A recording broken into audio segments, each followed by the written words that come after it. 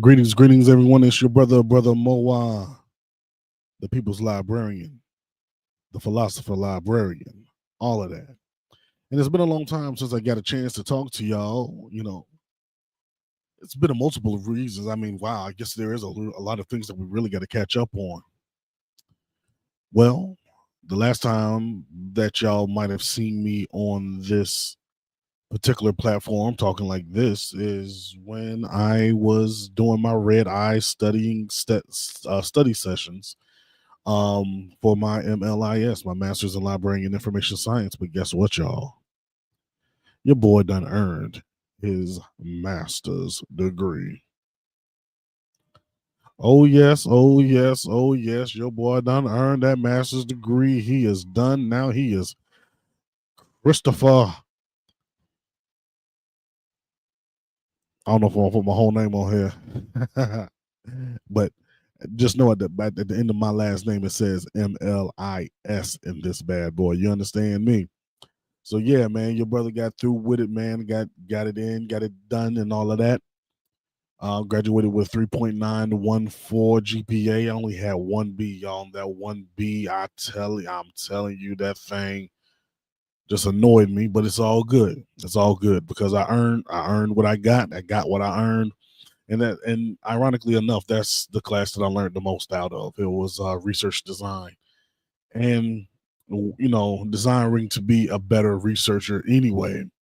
It was actually a great humbling moment to have. So I'm appreciative because that particular professor tends to get a lot of slack, but you know yeah, it's tough. She's tough, but this is a master's level course, so you kind of got to do your thing.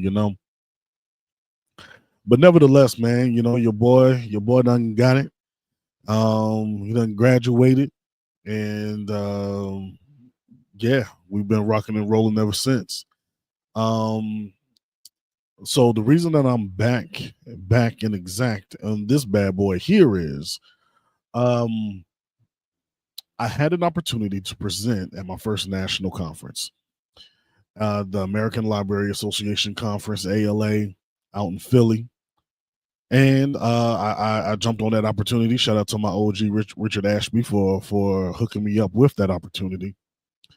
And I took advantage of that opportunity. And I wanted to speak on a topic that was near and dear to my heart somewhat recently. Because a year prior to the ALA conference, I was at the NCAL conference, the National Conference for African American Librarians. And when I was there, I had a conversation with a lot of my cohorts, particularly speaking about this topic called the imposter syndrome, this symptom, this syndrome. And I was just really in amazement of how many of my colleagues were really dealing, with this issue of the imposter syndrome, and it showed up like as a weight on their soul, and I didn't like that.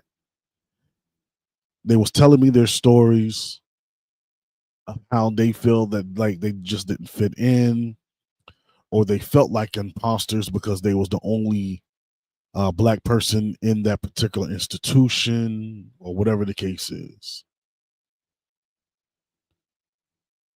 And that bothered me.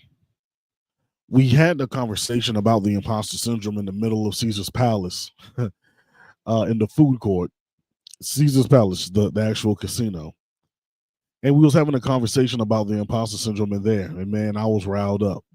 I wish I could remember each of the librarians that I spoke to.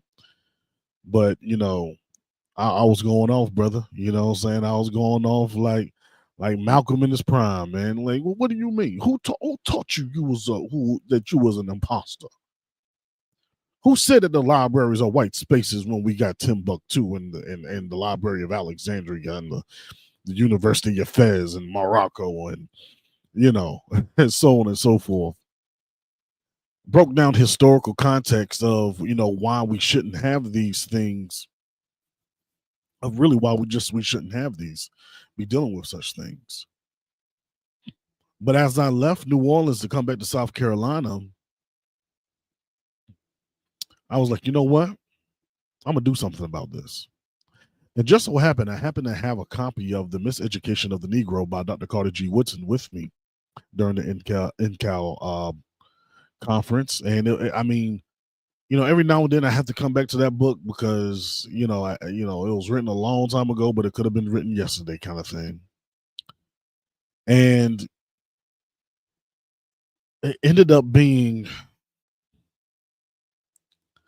I don't know, it's like it knew to be with me at this particular time, so then I can connect what I just heard about the imposter syndrome from my colleagues, and then when I go back and pick up the book, The Miseducation of the Negro, I can start making some connections.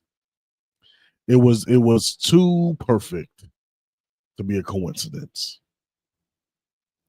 So I started delving into the miseducation of the Negro a little bit more and a little bit more. And I started making connections. I said, you know what? I'm gonna do something about this. I don't like how it's affecting my brothers and my sisters within the library profession. And the only way it's going to change is someone is going to have to step up and change it. Because I must admit something to you, I do not suffer from the imposter syndrome. Um, it was just never a thing that I had to deal with directly, and maybe that was divine, divine in and of itself. So now someone like myself can look at my brothers and sisters who are dealing with it from a different perspective, and study the syndrome or the phenomenon and deal with it in such a way to actually confront and defeat it. So let's get it real and understood from the jump. This book, Confronting and Defeating the Imposter Syndrome, is exactly that. I'm not bringing forth another book of analyzing the imposter syndrome. I'm not bringing forth another book that's explaining the imposter syndrome. This book actually repositions the reader to literally confront and defeat the imposter syndrome. My overall goal is for the reader to exorcise themselves from the spirit of the imposter syndrome by the time that they finish reading that book. And some might say that that's a grand ambition, but I'm a grand guy and I'm the brother to actually do it. So what happened is that I put the imposter syndrome within a historical context, because it didn't just pop up out of anywhere or out of nowhere, really. So I looked at our lineage of Black folks in America to see where exactly did this imposter syndrome come from. And you might have guessed it, we can make a stream of where it came from, vis-a-vis Black folks in the realm of slavery. There was a book that I had that was called The Slave Culture of the South. And there was a chapter in there, I believe it was called the male psychology, the slave male psychology, or whatever the case is. And what it said in there was very interesting to me, and it always stuck with me. It said something to the effect of, for the newly acquired African masters believed that docility,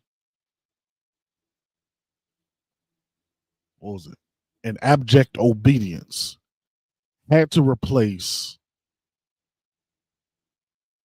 traits of manhood and self-direction, something of the sort.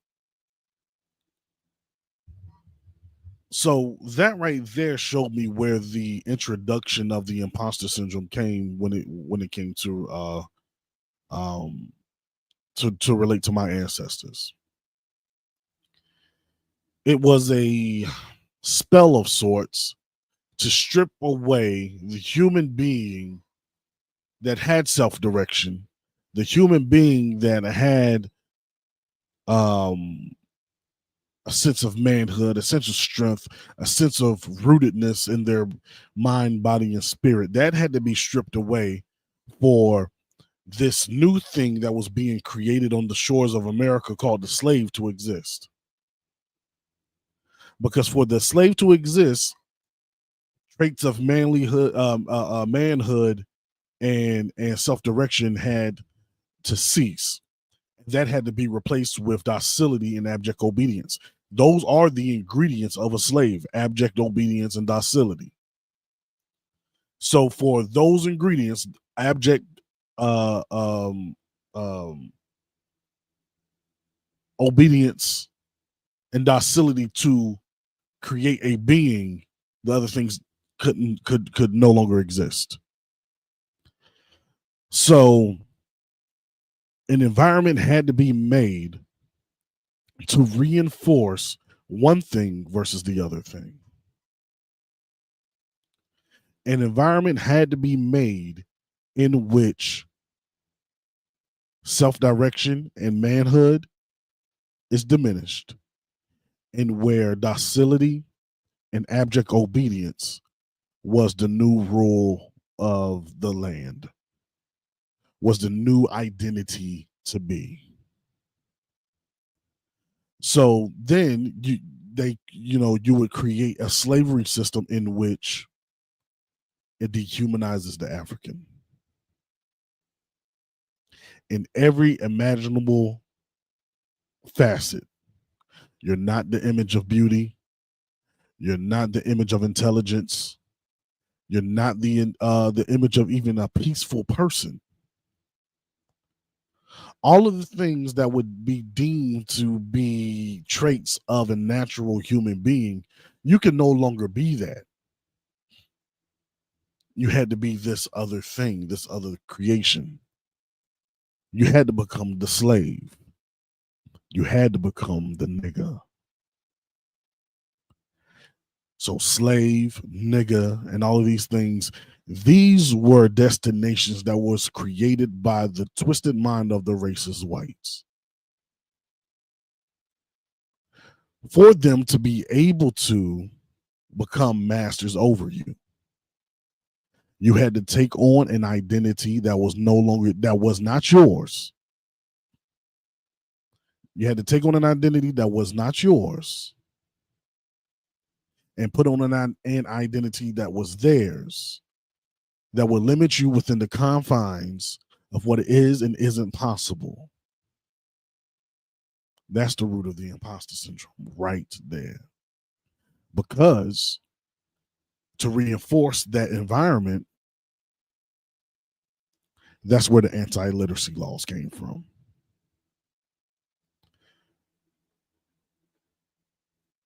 If the so-called slave is able to read, the so-called slave will then be able to critically think, and then that so-called slave will start to look at a change and be like, yo, why am I in these? Which is why Frederick Douglass says, once a man learns how to read, he will forever be free. This is why our ancestors risked their lives by candlelight to learn letters and words and putting these things together, because they understood, they saw, and they witnessed the importance of reading, the importance of being able to communicate effectively. And in a sense, how far have we fallen?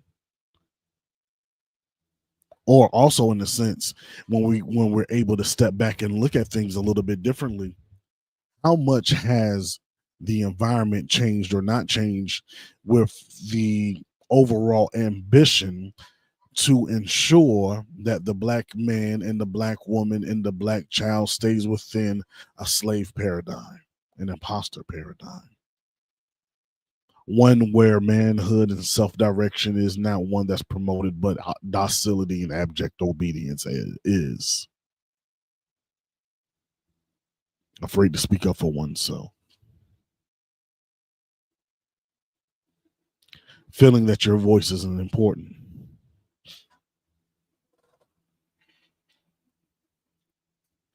That goes against our very our ancestral means of education. A book that I got right here, there was how many volumes is this? Maybe 3, 4. I have of Africa. and it speaks of traditional education. And there was a couple of places here that I remember that was just very good. Um, about our education before colonialism, and it spoke on the importance of the griot in one sense, and then on the other sense, it spoke on the importance of the education that we received. Let's see. The important elements to note here are the transmission of oral traditions to the children for continuity of culture, intellectual training, acquisition of vocabulary, and proficiency in expression, and steered towards oral artistry. The children were challenged to speak out. Boldness replaced bashfulness. All right, so let me read the whole thing because I saw where I was going to jump at one place, then I went backwards, and then had to go backwards again. So I might as well read the whole thing. Voluntary self-expression was encouraged. 1. Boldness replaced bashfulness. 2. The children were challenged to speak out. 3.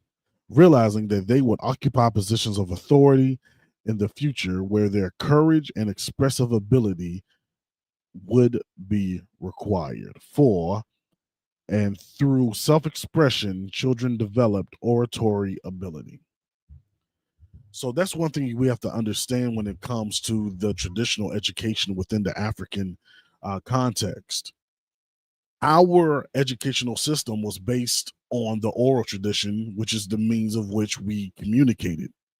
It wasn't until I believe we got in contact with the Islamic faith that we started bringing more precedence with writing and transmissions through writing. And this is not a time that I'm going to debate which was better or worse or anything, because I believe they both had their benefits. But within the context of this oral tradition, where history was passed on to generation from generation to generation, just through the power of speech. Imagine how intellectually equipped one would have to be able to remember all of these things. Let's see here. Let's see.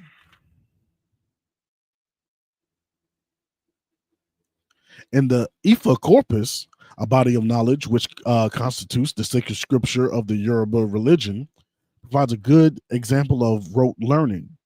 As mentioned above, the learning process lasted about 10 years. This school of oral tradition lasted 10 years. And Calloway gives a brilliant description of the divination process. Suffice it to mention that there are 16 subdivisions of each 16 divisions of the corpus, with a grand total of 4,096 verses, which the apprentice must memorize. This was all done through speech. This is before we picked up one pen, one quill, one pencil. This is how we got down. The intellectual capacities to be able to remember the corpus of Ifa. That easily translated over to when we took on Islamic forms of education, when we had to memorize the Quran. We was already memorizing scriptures well before the written documented era, and we had the capability of doing so. We had that. We had and have that intellectual birthright. And the importance of memorization of the Ifa corpus was the diviner was compelled to recite or chant with accuracy and thoroughness. It was considered sacrilegious to add or leave any words or lines from the ritual verses. All verses were memorized as they had been preserved and transmitted from ancient times.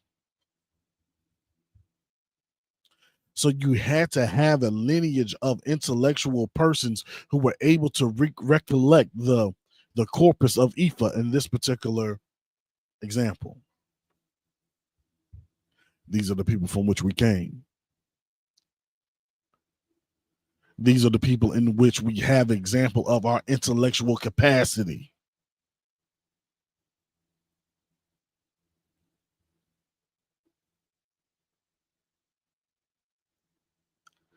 Our people were not illiterate, we were pre-literate.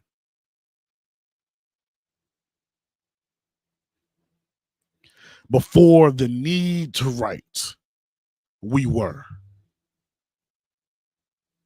Before the need to write, we were.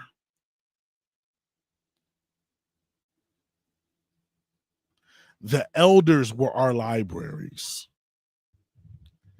So let's get it. Let's people talk about decolonization and all of that. Well, let's get to the decolonization of the matter. We were and are the libraries, the stories, and the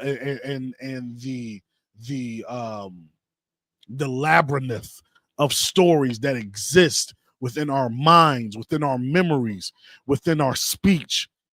That was the library. The physical libraries that we have now are a lesser version of what it is that you are right now, or at least what we were back then.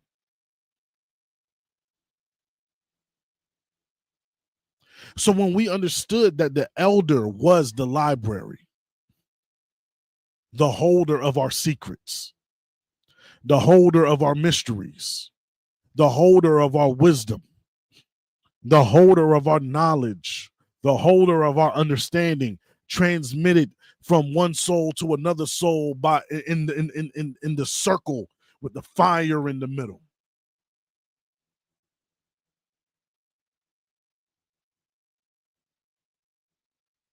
This is our legacy, and this is a living library being told to the younger libraries growing up.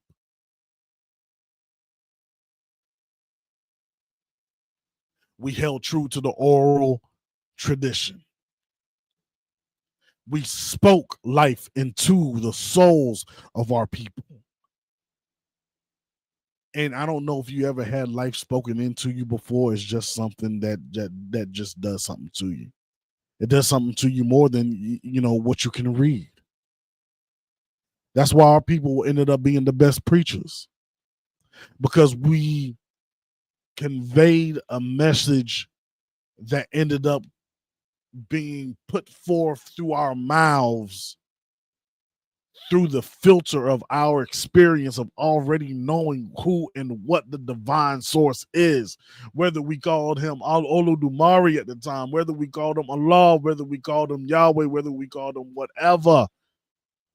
What our people understood is that we had a divine source, we have a divine connection, and no matter what the outside environment tries to do to tear us away from that divine connection, it cannot do it, because we in that connection are one. So there had to be a systemic attempt to grind away at that divine truth to turn you into something lesser than what you actually are.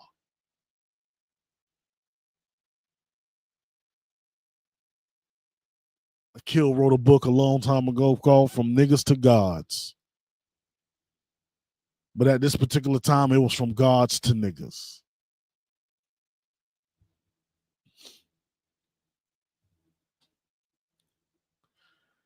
To strip you and redirect you away from who you actually were. This isn't just Afrocentric talk.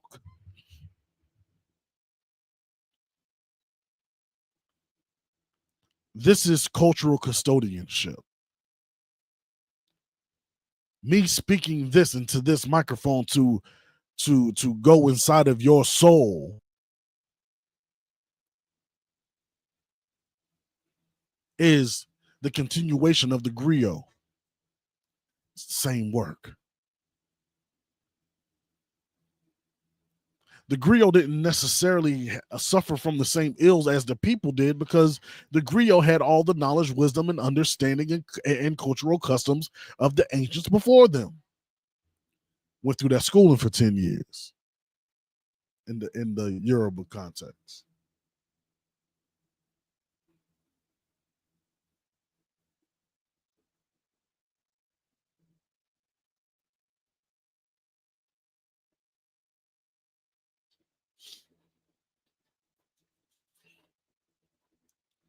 So now we're dealing with this thing called the imposter syndrome, where everything has basically been turned upside down on its head.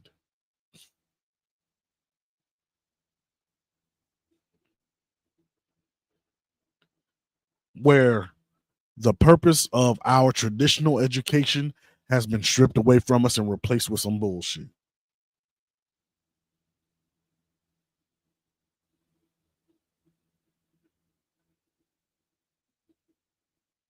Right here, Dijele Maumadu Koyate, a Mali griot, said this: "We are vessels of speech."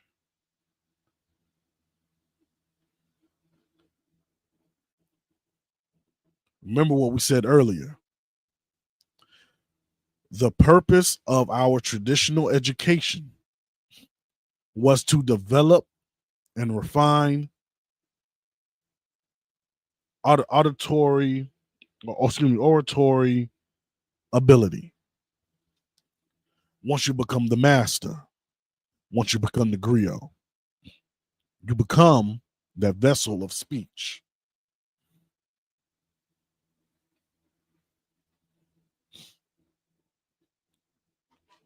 Where thought, where you can get the thought from Oludumare and go straight out the mouth. It doesn't have the extra medium with writing. That came later.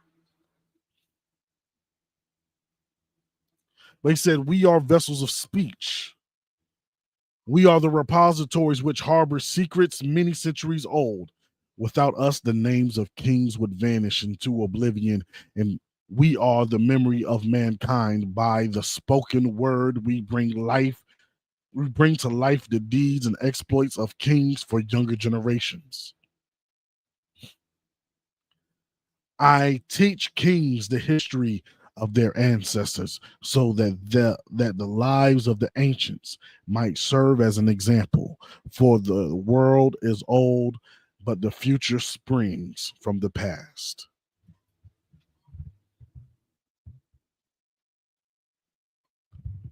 Family, this was the reason for our education, to be able to do things like this. And those that were on the path to become the griot, this is it right here. But what does the imposter syndrome do? The imposter syndrome takes away this voice, takes away the fact that we are vessels of speech, because we are no longer vessels of speech of people of self-direction and masculinity. Don't focus so much on the gendered speech right now. Stay focused.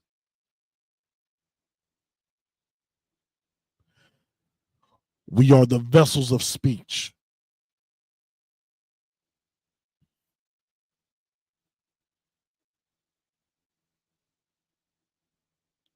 The imposter syndrome takes away from that. And then we become the vessels of docility and abject obedience.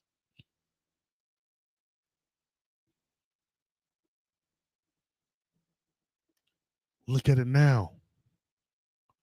we're looking at the same people who call themselves masters over our mind, body, and spirits to give us certain keys for our own freedom so we can more or less have permission from them to speak from our full selves. Yes, a master, would you please give us EDI? Yes, a master, would you please have some kind of diversities and some kind of representation so I can feel comfortable within my own self, within my own skin inside of your institution? Will you please do that for me?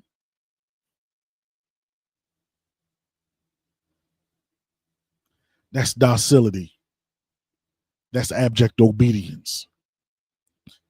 And that is the antithesis of our actual traditional education, which built us into being vessels of speech, vessels of live words.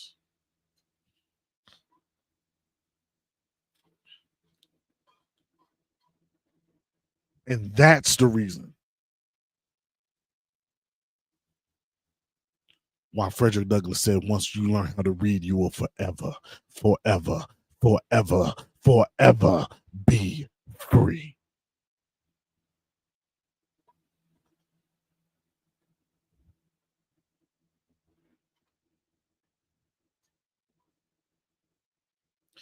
Because you're gaining um authority again over your speech.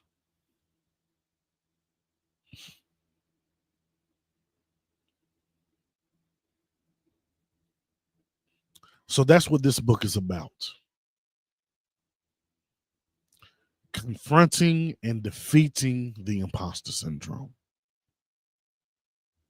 Looking at it for what it is, put it into historical context to see what it was, and defeating it right then and there for the absolute lie and farce that it has become. One of the many lies that it tells you already is that you have to go along with it.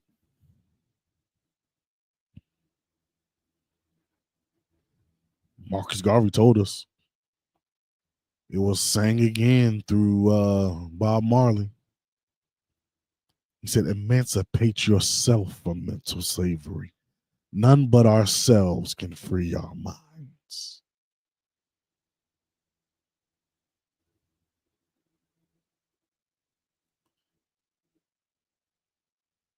I have a year to write this book. And I'll be doing videos similar to this to sometimes just help the ideas go, get a little flow and all that good stuff in. Maybe I'll be studying, maybe I'll be writing, maybe I'll be doing this or doing that. But I'm getting back into the mode of things, you know what I'm saying? I'm moving, you know what I'm saying? Getting back into it.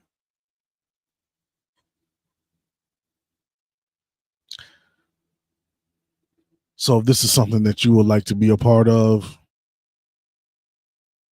please like and subscribe to your brother. And we'll see you again soon. Maybe even tomorrow. Be sure to hit the notification bell and all of that good stuff, because I'm going to be honest with you. Sometimes I don't know when I'm about to do this next. I would like to say I'm doing this every Monday, Wednesday, and Friday at 7 p.m. Was that the creator just telling me I need to do this every Monday, Wednesday, and Friday at 7 p.m.? Maybe. We might that might be the move. But I know me. I'm gonna get on whenever I want to get on. Um Whenever inspiration hits me as well. So if this entertains you or anything like that, or you found any value in it, man, holla at your boy. We'll get it in. And talk to you soon. Thank y'all. Your boy. We back.